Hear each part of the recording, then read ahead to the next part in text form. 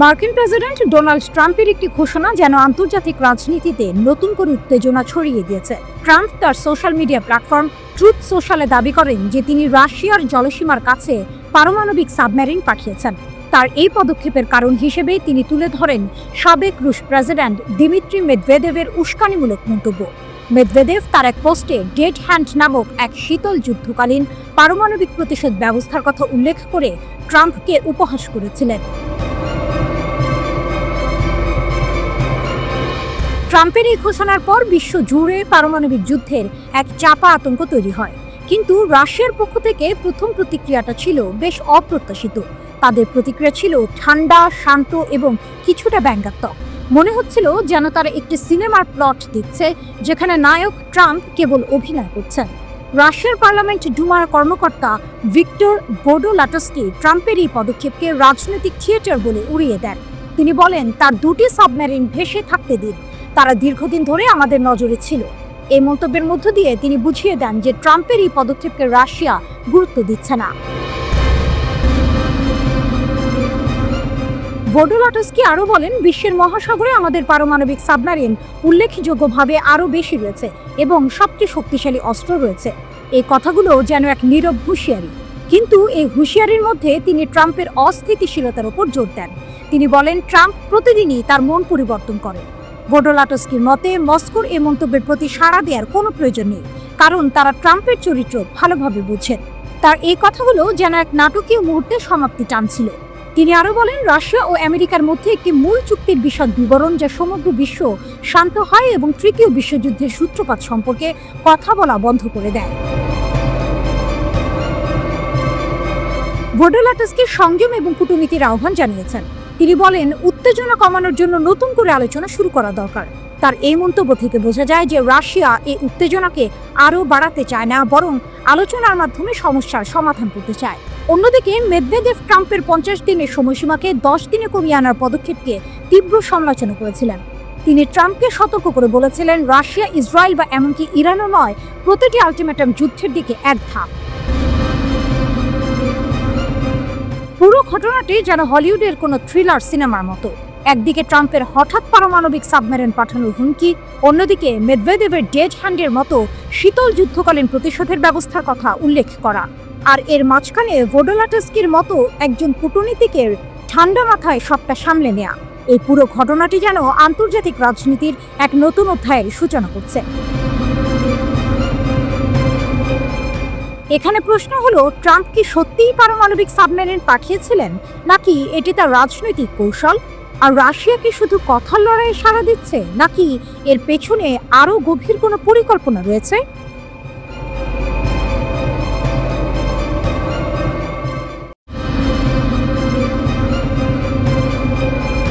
Iran, অদম্য এক জাতির অবিশ্বাস্য উত্থান।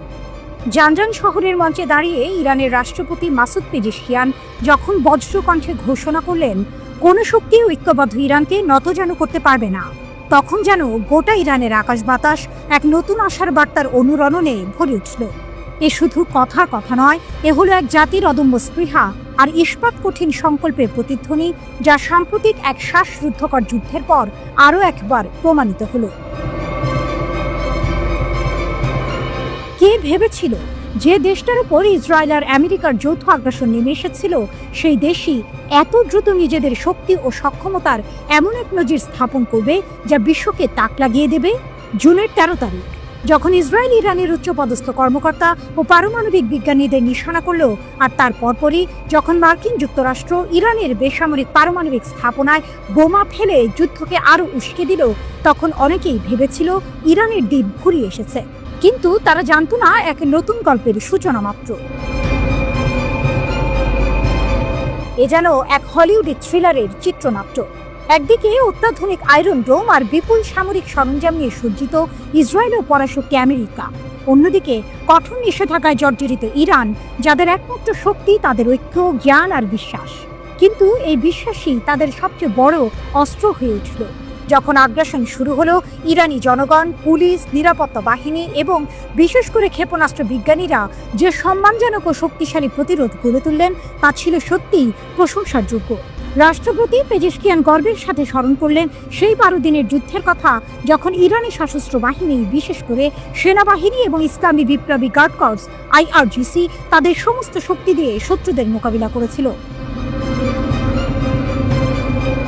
বিশ্বাস করা কঠিন কিভাবে এই বাহিনীগুলো আয়রন ডোমের মতো সুরক্ষিত ব্যবস্থা ভেদ করে ইসরায়েলি লক্ষ্যবস্তুতে আঘাত হানল। শুধু তাই নয়, পশ্চিম এশিয়ার সবচেয়ে বড় মার্কিন সামরিক ঘাঁটি কাতারের আল উদেইদ বিমান ঘাঁটিতেও নির্ভুলভাবে হামলা চালালো তারা। এ যেন ডেভিডের গলিয়াতকে হারানোর এক আধুনিক উপাখ্যান। শত্রুদের সমস্ত হুমকি ও চাপকে তুচ্ছ করে ইরানি জাতীয় সশস্ত্র বাহিনী শুধু জাতীয় সার্বভৌমত্ব রক্ষা করেনি, তারা দেখিয়ে দিয়েছে যে দৃঢ় সংকল্পের কাছে কোনো বাধাই বড় নয়। যুদ্ধের মোড় ঘুরতে শুরু করলেও 24শে জুন ইসরায়েলি সরকার ও মার্কিন যুক্তরাষ্ট্র ইরানের এই অপ্রত্যাশিত ও শক্তিশালী পাল্টা হামলায় এতটাই হতভম্ব হয়ে গিয়েছিল যে তাদের পক্ষে আর যুদ্ধ চালিয়ে যাওয়া সম্ভব হয়নি। তেল আবিব যুদ্ধবিরতি চাইতে বাধ্য হলো। এ যেন এক অবিশ্বাস্য টুইস্ট। যে দেশগুলো ইরানকে নতজান করতে চেয়েছিল তারাই শেষ পর্যন্ত নিজেদের গুটিয়ে নিতে বাধ্য হলো। ইসলামী বিপ্লবী নেতা আয়াতুল্লাহ সাইয়েদ আলী খামেনি ঠিকই বলেছিলেন, এই 12 দিনের যুদ্ধ ইরানি জাতির শক্তি ও দৃঢ়তা প্রকাশ করেছে। বিশ্ব দেখেছে ইসলামী প্রজাতন্ত্রের ভিত্তির অতুলনীয় দৃঢ়তা। এই যুদ্ধ ছিল ইরানের জন্য তাদের ইচ্ছা শক্তি এবং সক্ষমতা প্রদর্শনের এক মোক্ষম সুযোগ। পেজেশকিয়ানের কথাগুলো তাই শুধু স্লোগান নয়, এ হলো এক ঐতিহাসিক সত্যের প্রতিধ্বনি। যতক্ষণ পর্যন্ত ইরানি জনগণ তাদের ঐক্য ও সংহতি বজায় রাখবে, ততক্ষণ পর্যন্ত কোনো বাধা তাদের অগ্রগতিকে বাধাগ্রস্ত করতে পারবে না। এই যুদ্ধ ইরানকে বিশ্বের দরবারে এক নতুন পরাশক্তি হিসেবে তুলে ধরেছে, যারা নিজেদের আত্মমর্যাদা ও সার্বভৌমত্বের জন্য যে কোনো মূল্যে লড়তে প্রস্তুত। অদূর ভবিষ্যতে ইরান কি আরো বড় কোনো চমক নিয়ে আসছে?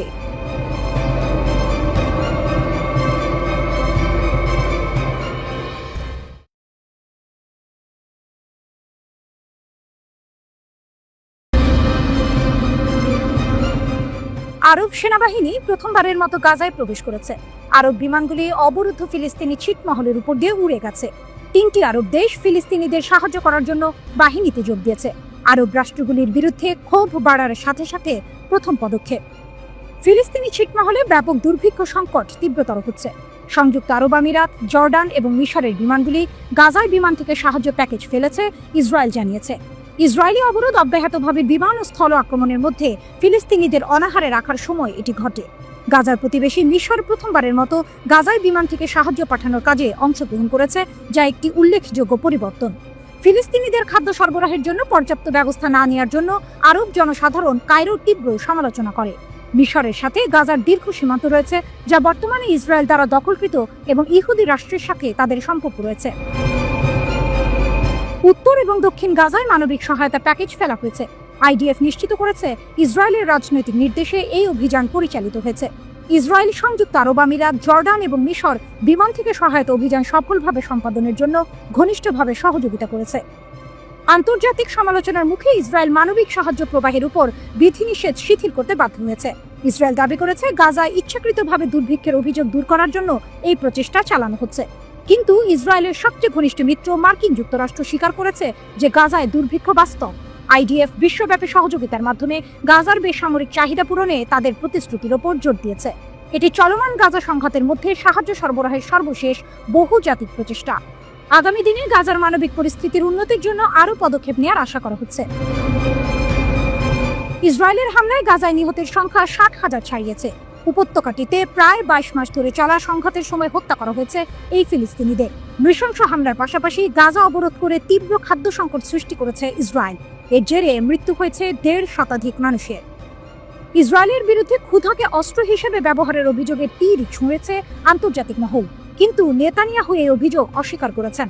তিনি জানান, ইসরায়েল যুদ্ধবিরতির দর কষাকষি বা যুদ্ধ যেটাই হোক না কেন, গাজায় ত্রাণের প্রবাহ বন্ধ হবে না। গাজার একাংশ দখলের হুমকি দিয়েছেন ইসরায়েলের এক মন্ত্রী। দেশটির নিরাপত্তা মন্ত্রিসভার সদস্য জিফ এলকিন বলেন, হামাসকে চাপে ফেলতেই এমন পদক্ষেপ নেওয়া হতে পারে। ব্রিটিশ বার্তা সংস্থা রয়টার্স এই খবর জানিয়েছে। যুক্তরাজ্য ও ফ্রান্স ঘোষণা দিয়েছে ইসরায়েল গাজায় যুদ্ধবিরতিতে রাজি না হলে দেশ দুটি চলতি বছরের সেপ্টেম্বরেই ফিলিস্তিনকে রাষ্ট্র হিসেবে স্বীকৃতি দেবে। একই সঙ্গে সৌদি আরব, মিশর, কাতার ও আরব লীগের সমর্থনে একটি যৌথ ঘোষণায় বলা হয়েছে, দুই রাষ্ট্রভিত্তিক সমাধানের অংশ হিসেবে হামাসকে গাজার শাসন ত্যাগ করতে হবে এবং অস্ত্র ফিলিস্তিনি কর্তৃপক্ষের হাতে তুলে দিতে হবে।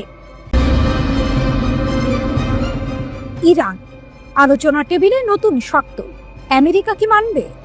যুদ্ধোত্তর তেহরানে যখন চারদিকে ধ্বংসের চিহ্ন, তখন ইরানের পররাষ্ট্রমন্ত্রী আব্বাস আরাকচি যেন এক নতুন বোমা ফাটালেন ফাইন্যান্সিয়াল টাইমসের সাক্ষাৎকারে। তার ঘোষণা ছিল স্পষ্ট, পারমাণবিক আলোচনা পুনরায় শুরু করতে হলে আমেরিকাকে 12 দিনের মার্কিন ইসরায়েলি আগ্রাসনের ক্ষতিপূরণ দিতে হবে। এ যেন এক অবিশ্বাস্য দাবি, যেখানে এতদিন আমেরিকা শুধু শর্ত আরোপ করে এসেছে, এবার ইরান নিজেই পাল্টা শর্ত জুড়ে দিল। কাহিনীর শুরুটা জুনের 13 তারিখ। ইসরায়েল বিনা উস্কানিতে ইরানের বিরুদ্ধে যুদ্ধ শুরু করে, হত্যা করে বহু সামরিক কমান্ডার, পারমাণবিক বিজ্ঞানী এবং সাধারণ বেসামরিক নাগরিককে। এর এক সপ্তাহেরও বেশি সময় পর জাতিসংঘ সনদ আর আন্তর্জাতিক আইন লঙ্ঘন করে আমেরিকাও যোগ দেয় এই খেলায়। তারা ইরানের 3টি পারমাণবিক স্থাপনায় বোমা হামলা চালায়। তখন মনে হয়েছিল ইরান বুঝে এবার সত্যি কোণঠাসা, কিন্তু তখনই এলো সেই টুইস্ট। ইরান পাল্টা জবাব দিল। দখলকৃত অঞ্চল জুড়ে কৌশলগত ইসরায়েলি স্থাপনাগুলোতে হামলা চালানো হলো। সবচেয়ে বড় চমক ছিল কাতারের আল উদেইদ বিমান ঘাঁটিতে আঘাত, যা পশ্চিম এশিয়ার বৃহত্তম আমেরিকান সামরিক ঘাঁটি। 24শে জুন ইরান দুই শত্রুর বিরুদ্ধেই সফল প্রতিশোধমূলক অভিযান চালায় এবং অবৈধ আক্রমণ থামাতে সক্ষম হয়। তেল আবিব এতটাই কোণঠাসা হয়ে পড়েছিল যে তাদের যুদ্ধবিরতি চাইতে হয়েছিল। এ যেন এক সিনেমা ক্লাইম্যাক্স, যেখানে দুর্বলতাকে ভেবে নেওয়া নায়ক শেষ মুহূর্তে ভিলেনদের পরাস্ত করে। আরাকচি বলেছেন, আলোচনার মাঝখানে কেন আমেরিকা হামলা চালালো তাদের ব্যাখ্যা করতে হবে এবং ভবিষ্যতে তারা যেন এমনটা না করে তার নিশ্চয়তা দিতে হবে। আর সবচেয়ে গুরুত্বপূর্ণ, যে ক্ষতি হয়েছে তার ক্ষতিপূরণ দিতে হবে। এ যেন এক শক্তিশালী বার্তা যে ইরানকে এখন আর আগের মতো দুর্বল ভাবলেই চলবে না। আলোচনার পথ সংকীর্ণ কিন্তু অসম্ভব নয়, আরাকচি মন্তব্য করেছেন। তিনি মার্কিন রাষ্ট্রদূত স্টিভ উইটকফের সাথে তার বার্তা বিনিময়ের কথা উল্লেখ করে বলেছেন, একটি উপযুক্ত সমাধান খুঁজে বের করার প্রয়োজনীয়তা আছে, তবে ইরানের পক্ষ থেকে আসল আস্থা তৈরির ব্যবস্থা দরকার। শুধু মুখের কথায় হবে না। ট্রাম্পের পূর্বের চুক্তি পরিত্যাগের পর ইরানের অবিশ্বাস আরো গভীর হয়েছে। মানুষ এখন বলছে, সময় নষ্ট করো না, তাদের দ্বারা প্রতারিত হয়ে না। এই গভীর অবিশ্বাস কাটাতে হলে আমেরিকাকে কঠিন পদক্ষেপ নিতে হবে। আরাকচি আরও একটি গুরুত্বপূর্ণ শর্ত দিয়েছেন, ট্রাম্প যদি ইউরেনিয়ামের শূন্য সমৃদ্ধকরণের উপর জোর দেন, তাহলে আমেরিকার সাথে কোনো চুক্তি হবে না। ইরান তাদের সমৃদ্ধকরণ কার্যক্রম চালিয়ে যাবে, কারণ এটি তাদের সার্বভৌমত্বের প্রশ্ন। তবে আলোচনার মাধ্যমে এর সমাধান সম্ভব, যদিও ওয়াশিংটন সত্যিকার অর্থে আলোচনা করতে চায়। এদিকে ইউরোপীয় ট্রয়ি, ব্রিটেন, ফ্রান্স, জার্মানি ইরানকে অগস্টের মধ্যে আলোচনা ও IAEA এর সাথে সহযোগিতা পুনরায় শুরু করতে না পারলে স্ন্যাপব্যাক প্রক্রিয়া চালুর হুমকি দিয়েছে। আরাকচি স্পষ্ট করে দিয়েছেন যে যদি তারা স্ন্যাপব্যাক প্রক্রিয়া চালু করে, তাহলে ইউরোপীয়দের সাথেও আলোচনা বন্ধ করে দেবে ইরান। তার কথায়, যদি তারা স্ন্যাপব্যাক করে, তার মানে হলো এটি তাদের জন্য পথের শেষ। ইরানের এই নতুন অবস্থান বিশ্ব রাজনীতিতে এক নতুন মোড় এনে দিয়েছে। যে ইরানকে সবাই দুর্বল ভেবেছিল, সেই ইরান এখন আলোচনার টেবিলে শক্তিশালী শর্ত জুড়ে দিচ্ছে। প্রশ্ন হলো, আমেরিকা কি এই শর্ত মানতে প্রস্তুত?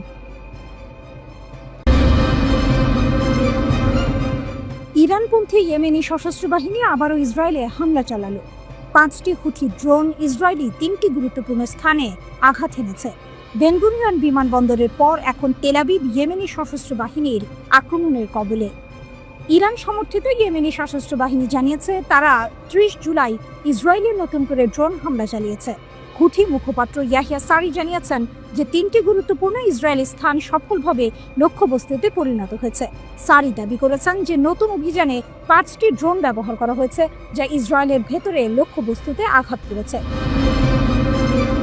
ইয়েমেনি সশস্ত্র বাহিনী তেল আবিব, আসকালান এবং আল নাকাব মরুভূমিতে ইসরায়েলি লক্ষ্যবস্তুতে আঘাত করেছে। প্রথম অভিযানে 2টি ড্রোন দিয়ে অধিকৃত শহর ইয়াফা বা তেল আবিবের একটি সংবেদনশীল স্থান লক্ষ্যবস্তু করা হয়েছে। দ্বিতীয় অভিযানে 2টি ড্রোন দিয়ে অধিকৃত শহর আসকালানের একটি সামরিক স্থান লক্ষ্যবস্তু করা হয়েছে।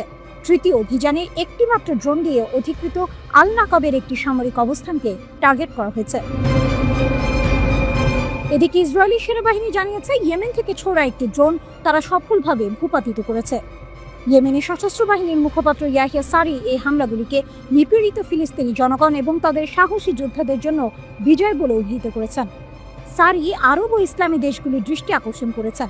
সারি তাদের গাজার প্রতি ধর্মীয়, নৈতিক এবং মানবিক কর্তব্য পালনের আহ্বান জানিয়েছেন। তিনি গাজায় ইসরায়েলি যুদ্ধ প্রত্যাখ্যান এবং যুদ্ধবিরতির দাবিতে আগামী দিনে গণবিক্ষোভের আহ্বান জানিয়েছেন। সারি ঘোষণা করেছেন যে গাজা যুদ্ধ শেষ না হওয়া এবং অবরোধ প্রত্যাহার না হওয়া পর্যন্ত আক্রমণ অব্যাহত থাকবে। এর আগে 29 জুলাই ইয়েমেনি সশস্ত্র বাহিনী ইসরায়েলকে লক্ষ্য করে একটি হাইপারসনিক ক্ষেপণাস্ত্র নিক্ষেপ করার দাবি করেছে। তারা ইসরায়েলের বেন গুরিয়ন আন্তর্জাতিক বিমানবন্দরে আঘাত হানার দাবিও করেছে। ব্রিগেডিয়ার জেনারেল ইয়াহিয়া সারি একটি প্যালেস্টাইন 2 ক্ষেপণাস্ত্র ব্যবহারের বিষয়টি নিশ্চিত করেছেন। এই হামলা লক্ষ লক্ষ মানুষের মধ্যে আতঙ্কের সৃষ্টি করেছে এবং ইসরায়েলি বিমানবন্দরের কার্যক্রম ব্যাহত করেছে। হাইপারসনিক ক্ষেপণাস্ত্র শব্দের গতির 5 গুণের বেশি বেগে চলতে পারে। এমন গতিবেগ ও গতিপথের পরিবর্তন সক্ষমতার কারণে এটি বিশ্বের আধুনিক প্রতিরক্ষা ব্যবস্থার জন্য বিশাল চ্যালেঞ্জ হয়ে দাঁড়ায়। এই হামলায় ইসরায়েলের আয়রন ডোম কার্যত অকার্যকর প্রমাণিত হয়েছে দাবি ইয়েমেনি সশস্ত্র বাহিনীর। ইয়েমেনের জ্বালায় ইসরায়েলের সরকারের ঘুম উড়ে গেছে। একের পর এক ড্রোন আর মিসাইল হামলা চালিয়ে ইসরায়েলকে অস্থির করে রেখেছে ইয়েমেনি সশস্ত্র বাহিনী। ইয়েমেনি বাহিনী ইসরায়েলের বিরুদ্ধে তাদের সামরিক অভিযানের নতুন ধাপ শুরু করার ঘোষণা দিয়েছে। তারা জানিয়েছে এখন থেকে যেসব জাহাজ ইসরায়েলি বন্দর ব্যবহার করে সেসব কোম্পানির মালিকানাধীন জাহাজগুলোকেও তাদের সম্প্রসারিত নৌ অবরোধের আওতায় আনা হবে।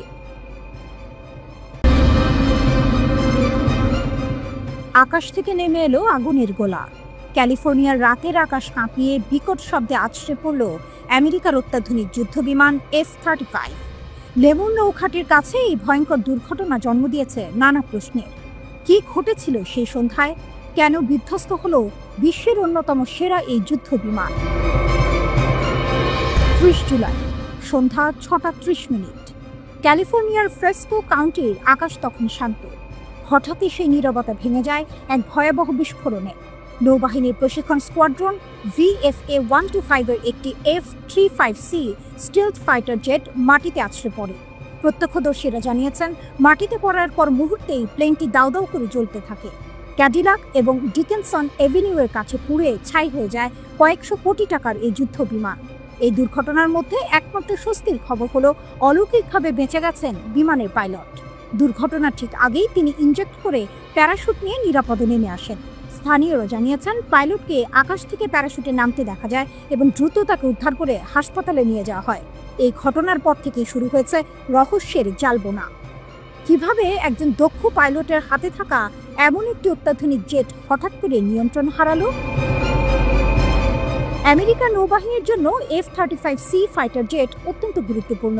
এটি শুধু একটি সাধারণ যুদ্ধ বিমান নয়, এটি প্রযুক্তির এক বিস্ময়।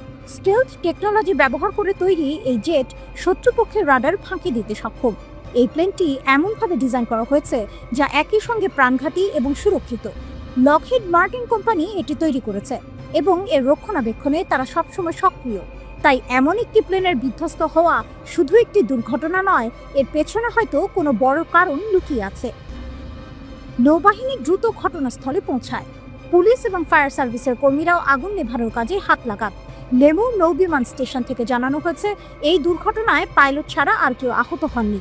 তবে দুর্ঘটনার কারণ এখনো জানা যায়নি। নৌবাহিনী জানিয়েছে তারা দুর্ঘটনার কারণ খুঁজে বের করতে তদন্ত শুরু করেছে। এখানে আসে গল্পের আসল মোড়। বিমান বিধ্বস্ত হওয়ার ঘটনা কি নিছকই যান্ত্রিক ত্রুটি, নাকি এর পেছনে রয়েছে অন্য কোনো ষড়যন্ত্র? লেমুর নৌঘাঁটি আমেরিকার সবচেয়ে বড় মাস্টার জেট ঘাঁটি। এখানে FA-18ES সুপার হর্নেট এবং F-35C এর মতো গুরুত্বপূর্ণ বিমানগুলো রাখা হয়। এই ঘাঁটির নিরাপত্তা ব্যবস্থা অত্যন্ত জোরদার। এমন একটি সুরক্ষিত এলাকার কাছে একটি অত্যাধুনিক ফাইটার জেট বিধ্বস্ত হওয়া কি কেবলই কাকতালীয়? নৌবাহিনীর তদন্ত যত গভীরে যাবে ততই হয়তো বেরিয়ে আসবে নতুন নতুন তথ্য। বিমানটির ফ্লাইট ডেটা রেকর্ডার কি তথ্য দেবে তা জানার জন্য সবাই অধীর আগ্রহে অপেক্ষা করছে। পাইলটের বয়ানও এক্ষেত্রে খুব গুরুত্বপূর্ণ হবে। তিনি কি এমন কোনো অস্বাভাবিক পরিস্থিতি দেখেছিলেন যা এই দুর্ঘটনা ঘটিয়েছে, নাকি এটি ছিল একটি প্রশিক্ষণ চলাকালীন অপ্রত্যাশিত যান্ত্রিক ত্রুটি? উত্তরটা হয়তো এখনো অজানা। তবে একটি বিষয় পরিষ্কার, এই ঘটনা আমেরিকার সামরিক সক্ষমতা এবং প্রযুক্তির ওপর একটি বড় প্রশ্ন চিহ্ন এঁকে দিয়েছে। পুরো ঘটনার পেছনে লুকিয়ে থাকা রহস্যের সমাধান হয়তো সময়ই বলে দেবে। পুরো ঘটনার পেছনে লুকিয়ে থাকা রহস্যের সমাধান হয়তো সময়ই বলে দেবে।